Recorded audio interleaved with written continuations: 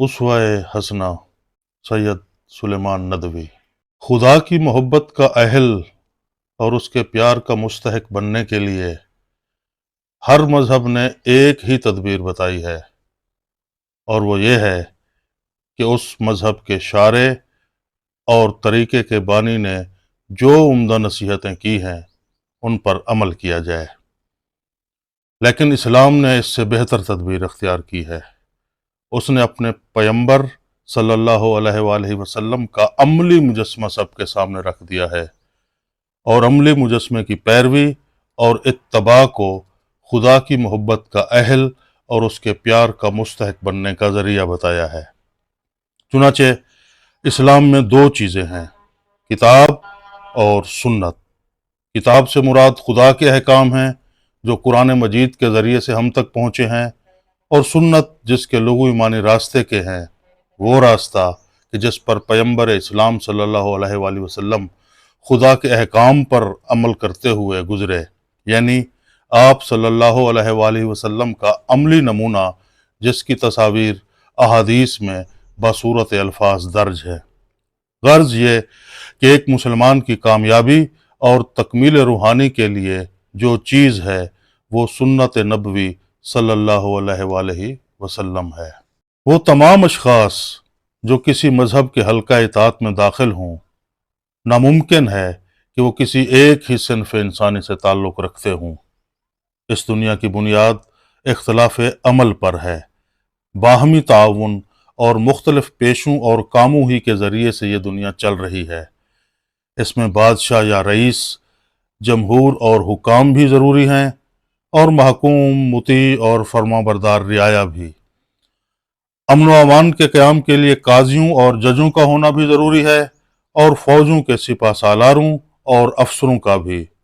غریب بھی ہیں اور دولت مند بھی، رات کے زاہد و عابد بھی ہیں اور دن کے سپاہی و مجاہد بھی، اہل و عیال بھی ہیں اور دوست احباب بھی، تاجر اور سوداگر بھی ہیں اور امام اور پیشوا بھی۔ غرض اس دنیا کا نظم و نسق مختلف اصناف کے وجود اور قیام ہی پر موقوف ہے، اور ان تمام اصناف کو اپنی اپنی زندگی کے لیے عملی مجسمے اور نمونے کی ضرورت ہے۔ اسلام ان تمام انسانوں کو سنت نبوی صلی اللہ علیہ وآلہ وسلم کے اتباع کی دعوت دیتا ہے۔ انسانوں کے ہر طبقے اور صنف کے لیے سیرت پاک صلی اللہ علیہ وآلہ وسلم میں نصیحت پذیری اور عمل کے لیے درس اور سبق موجود ہے۔ ایک حاکم کے لیے محکوم کی زندگی، ایک دولت مند کے لیے غریب کی زندگی، اور ایک غریب کے لیے دولت مند کی زندگی کامل مثال اور نمونہ نہیں بن سکتی۔ اس لیے ضرورت ہے کہ عالمگیر اور دائمی پیغمبر کی زندگی ان تمام مختلف مناظر کے رنگ برنگ پھولوں کا گلدستہ ہو۔ ہم چلتے پھرتے بھی ہیں، اٹھتے بیٹھتے بھی، کھاتے پیتے بھی ہیں، سوتے جاگتے بھی، ہنستے بھی ہیں، روتے بھی، پہنتے بھی ہیں، اتارتے بھی، سیکھتے بھی ہیں، سکھاتے بھی، مرتے بھی ہیں، مارتے بھی، کھاتے بھی ہیں اور کھلاتے بھی، احسان لیتے بھی ہیں اور کرتے بھی ہیں، اپنی جان دیتے بھی ہیں اور بچاتے بھی، عبادت و دعا بھی کرتے ہیں اور کاروبار بھی، مہمان بھی بنتے ہیں اور میزبان بھی۔ ہمیں ان تمام امور جو ہمارے مختلف افعال جسمانی سے تعلق رکھتے ہیں کے لیے عملی نمونے کی ضرورت ہے، جو ہر نئی حالت کے پیش آنے میں ایک نئی ہدایت کا سبق اور نئی رہنمائی کا درس دے۔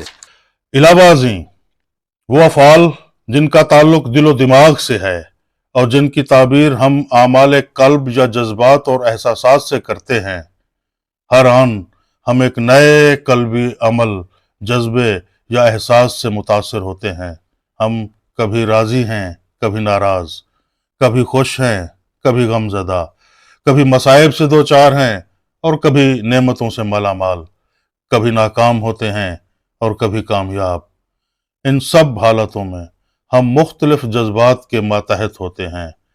اخلاق فاضلہ کا تمام تر انحصار انہی جذبات اور احساسات کے اعتدال اور باقاعدگی پر ہے۔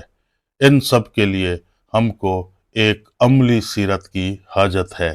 عزم و استقلال، شجاعت، صبر، شکر، तवक्कल, रज़ा, तकदीर, मुसीबतों की बर्दाश्त, कुर्बानी, कनात, इस्तगना, ईसार, जूद, तवाज़ो, खाकसारी, मस्कनत, नशेब फराज, बुलंदो पस्त, तमाम इखलाकी पहलुओं के लिए जो मुख्तलिफ इंसानों को मुख्तलिफ हालातों में या हर इंसान को मुख्तलिफ सूरतों में पेश आते हैं, हमें अमली हिदायत और मिसाल की ज़रूरत है जो सिर्फ पैगंबर इस्लाम सल्लल्लाहु अलैहि वसल्लम की सवाने में मिल सकती है। गर्ज एक ऐसी शख्सी ज़िंदगी जो हर ताइफ़ा इंसानी और हर हालत इंसानी के मुख्तलिफ मज़ाहिर और हर किस्म के सही जज्बात और कामिल इखलाक का मजमुआ हो, सिर्फ हज़रत मोहम्मद और रसूलुल्लाह सल्लल्लाहु अलैहि वसल्लम की सीरत है। अगर दौलतमंद हो तो मक्के के ताजिर और बहरैन के खजीनादार की तकलीद करो। अगर गरीब हो तो शाब अबी तालिब में महसूर और मदीने के मेहमान की कैफियत सुनो। अगर बादशाह हो तो सुल्तान अरब का हाल पढ़ो। अगर रियाया हो तो कुरैश के महकूम को एक नज़र देखो। अगर फातेह हो तो बद्र हुनैन के सिपा सालार पर निगाह दौड़ाओ। अगर तुमने शिकस्त खाई है तो मोरक़े ओहद से इबरत हासिल करो। अगर तुम उस्ताद हो और मुअल्लिम हो तो सुफ़ा की दरसगाह के मुअल्लिम कुद्स को देखो। अगर शागिर्द हो तो रूहुल अमीन के सामने बैठने वाले पर नजर जमाओ। अगर वाइज और नासे हो तो मस्जिद मदीना के मिंबर पर खड़े होने वाले की बातें सुनो।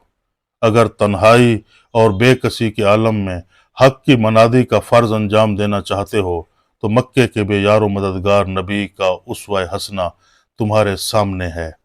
अगर तुम हक की नुसरत के बाद अपने दुश्मन को ज़ेर और मुखालफों को कमज़ोर बना चुके हो तो फातिह मक्का का नज़ारा करो। अगर अपने कारोबार और दुनियावी जिदोजहद का नज़्म व नस्क दुरुस्त करना चाहते हो तो बनी नज़ीर, खैबर और फिदक की ज़मीनों के मालिक के कारोबार और नज़्म व नस्क को देखो। अगर सफरी कारोबार में हो तो बसरा के सालार कारवां की मिसालें ढूंढो।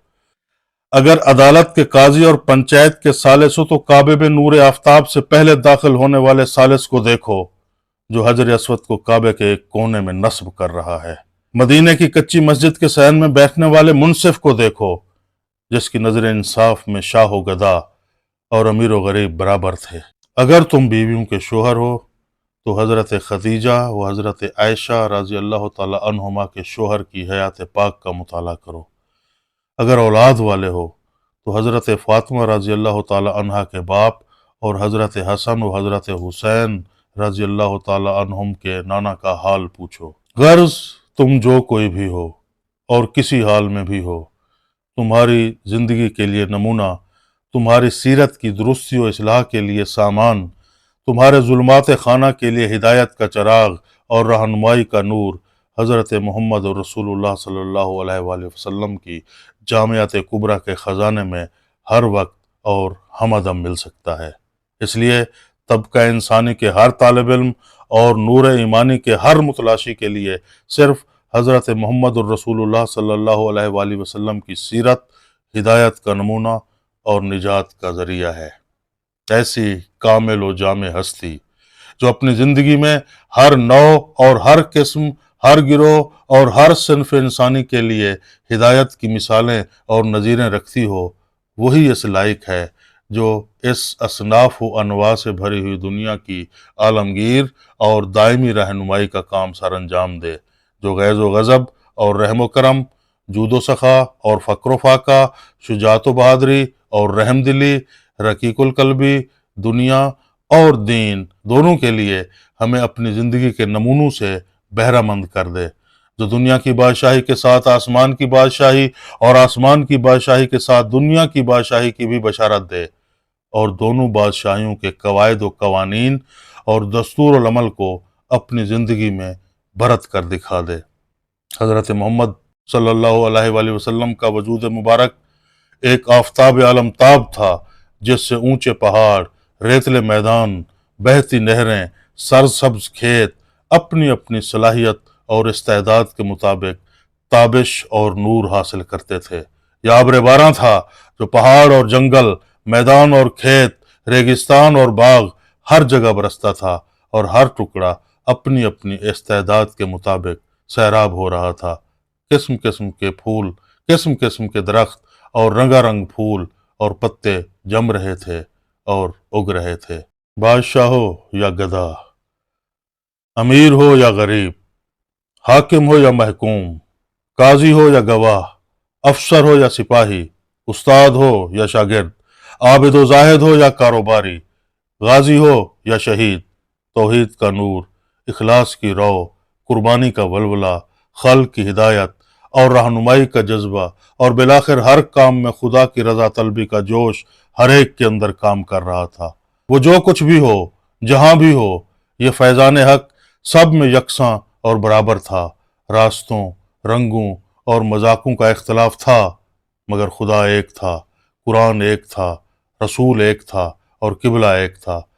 ہر رنگ، ہر راستہ اور ہر کام سے مقصود دنیا کی درستی، خلق کی ہمدردی، خدا کے نام کی اونچائی اور حق کی ترقی تھی، اور ان کے سوا کوئی چیز ان کے پیش نظر نہ تھی۔ یہ دنیا انسانی مزاجوں اور انسانی صلاحیتوں اور استعدادوں کے اختلاف کا نام ہے، تو یقین کرو کہ حضرت محمد الرسول اللہ صلی اللہ علیہ وآلہ وسلم کی جامع شخصیت کے سوا اس کا کوئی آخری اور دائمی اور عالمگیر رہنما نہیں ہو سکتا۔ اس لیے اعلان فرمایا کہ اگر تمہیں خدا کی محبت کا دعویٰ ہے تو آؤ میری پیروی کرو، اللہ بھی تم سے محبت کرے گا۔